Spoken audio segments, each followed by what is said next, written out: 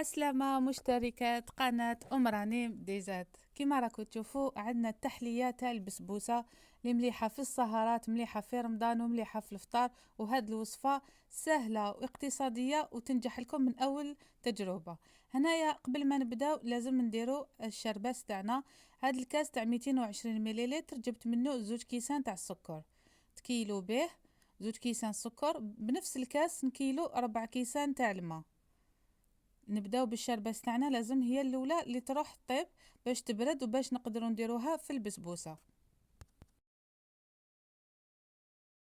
البسبوسه البنات حاجه بزاف سهله، تقدروا ديروها خاصه في رمضان. تقدروا تجهزوها صباح وراكو عندكم التحليه اللي رايحين تسهروا بها ان شاء الله. كما قلت لكم هنايا لازم تبداو بهديه. درت لها شربات، درت لها 4 كيسان تاع الماء مع 2 كيسان سكر ولا تخونش تاع القارص. ومن بعد تخلطوا هذاك السكر وتحطوها تغلي فوق النار. تحسبوا لها كي تبدا تغلي، من بعد ما تبدا تغلي تحسبوا لها 15 دقيقه وتنحوها من فوق النار. لهنايا الخليط تاع البسبوسه جبت لهنا 3 حبات بيض كبار، ويكونوا درجه حراره الغرفه. الا عندكم البيض تاعكم صغير ديروا 4 حبات، معاهم رشه تاع الملح. ونجيبوا لهنايا هكذايا نص كاس تاع السكر. هاد الكاس تاع 220 هو اللي حنكيل به كامل المقادير. هنايا لازم تخلطوا بالباتور ولا تقدروا تخلطوا بيدكم.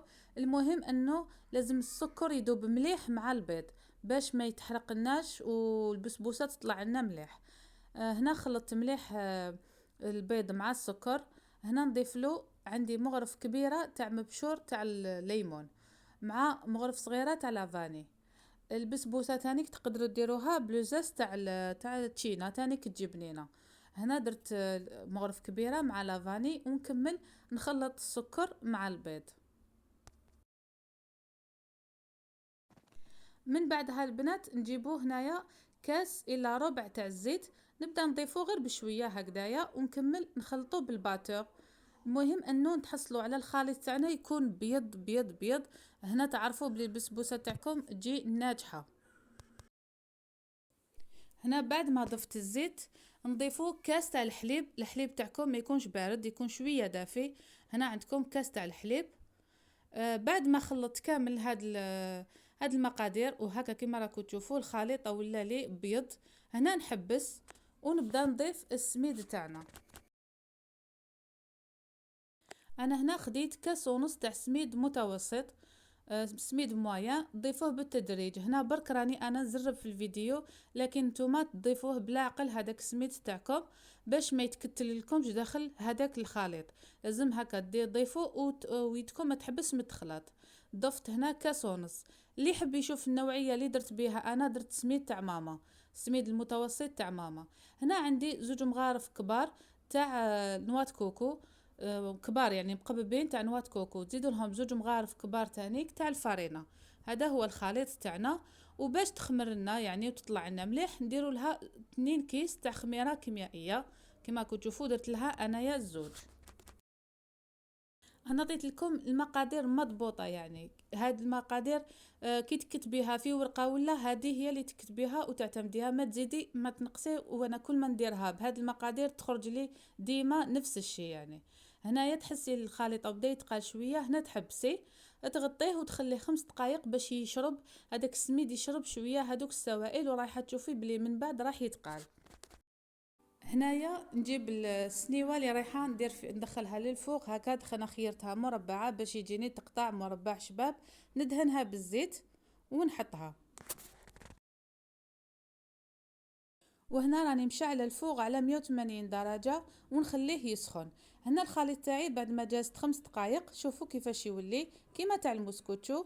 نجيبوه ونفرغوه على هذاك المول.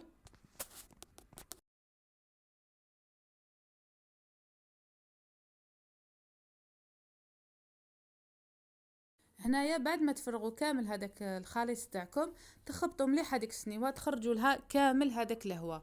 انا نطيبها من تحت حتى نشوفها حمارت. عبالكم هذا المول كي يكون هكا ترونسبارون تشوفوها من تحت باللي حمارت لكم. من بعد نشعلها غير من الفوق باش تاخذ هذيك التحميره ونطفي عليها. هنايا البنات راني خرجتها من الفوق هكا، حمرتها من الفوق ومن التحت، هي هكذاك سخونه، لازم الشربات تاعنا تكون بارده. انا الشربات فرغتها كامل فوق هاد البسبوسه تاعي، قلت لكم انا قد الشربات قد الخليط تاع البسبوسه، اني مولفه نديرها. الا تحبوها شويه ناشفه ما ديروهاش مشربه بزاف، نقصوا قيس كاس هكاك ما تفرغوهاش. انا نديرها كامل وانايا نخليها، درتها من الصباح للعشيه، هي من الاحسن انها ديروها من الصباح وتاكلوها في الليل، تخلوها تشرب بليح.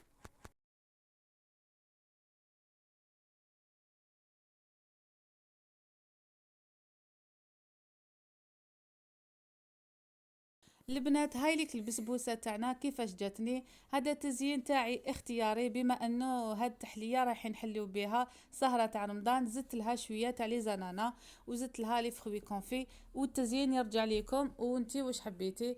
مشربه هايله، وقلت لكم ديروها في الفريجيدار شويه تبرد باش تجيكم بنينه كي تكونوا تاكلوها مع هذاك لوزاز دو سيترون تمسح على خاطركم. البنات في الاخير نقول لكم نحبكم بزاف، نتمنى انكم تجربوا هاد البسبوسه وتخلوا لي التعليق وتخلوا لي اللايك، ولي اول مره دخل قناتي نقولوا دير انضمام ولا اشتراك. مرحبا بكم جميعا، نحبكم بزاف والى الملتقى ان شاء الله.